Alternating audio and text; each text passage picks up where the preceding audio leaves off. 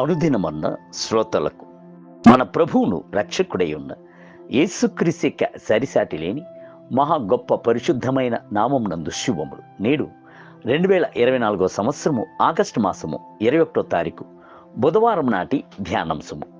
బిలాము కనులను తెరచెను. సంఖ్యాకాండము 22వ అధ్యాయం 31వ వచనమందు, అప్పుడు యెహోవా బిలాము కనులను తెరచెను గనక దూసిన ఖడ్గము చేత పట్టుకొని త్రోవలో నిలుచున్న యెహోవా దూతను అతడు చూచి తల వంచి సాష్టాంగ నమస్కారము చేయగా, ప్రభు బర్తమి యొక్క కనులను తెరిచినట్లుగా నేడును అనేకుల యొక్క ఆత్మీయ కనులను తెరచుచున్నాడు. ప్రభు ఎలాగు బిలాము యొక్క కనులను తెరచెను, ప్రభు అతని యొక్క కనులను తెరచిన దినము మొదలుకొని కళ్ళు తెరవబడినవాడు అను ఒక క్రొత్త పేరును తనకు తానుగా పెట్టుకొనెను. సంఖ్యాకాండము 24వ అధ్యాయము 3వ వచనం.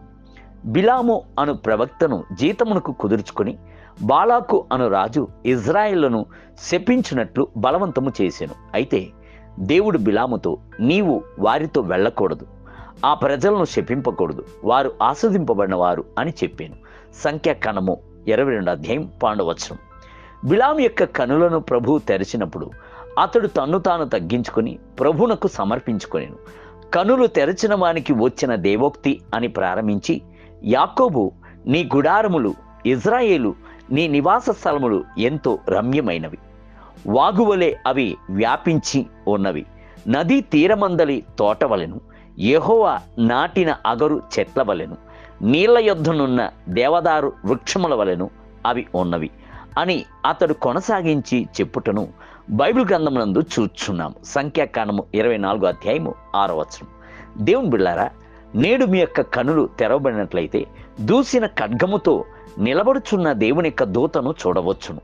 కల్వరి శిలువలో మిమ్ములను ప్రేమించి మీ కొరకు రక్తమును కార్చుచు నిలబడి ఉన్న క్రీస్తును చూచేదరు. మనపై రావాల్సిన శిక్షా విధిని ఆయన తనపై వేసుకున్న కదా, అట్టి దృశ్యమును చూచెదరుగాక. కనులు తెరవబడిన వారిని ప్రభు అనేక మందికి ఆశీర్వాదకరముగా ఉంచును. భూమికి ఉప్పుగాను లోకమునకు వెలుగుగాను వారు ఉండెదరు. అందుచేత ఎన్నడూను యెహోవా వలన ఆశీర్వదింపబడిన వారికి విరోధముగా లేవకుడి, అభిషేకింపబడిన దేవుని యొక్క బిడ్డలకు విరోధముగా ఎన్నడూను మాట్లాడకుడి.